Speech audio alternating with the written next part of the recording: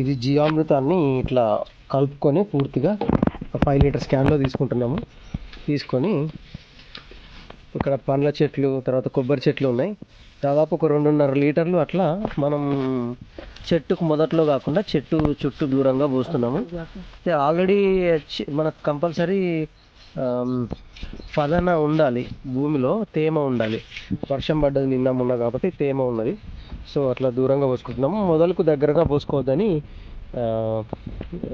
Sir చెప్పారు కాబట్టి. So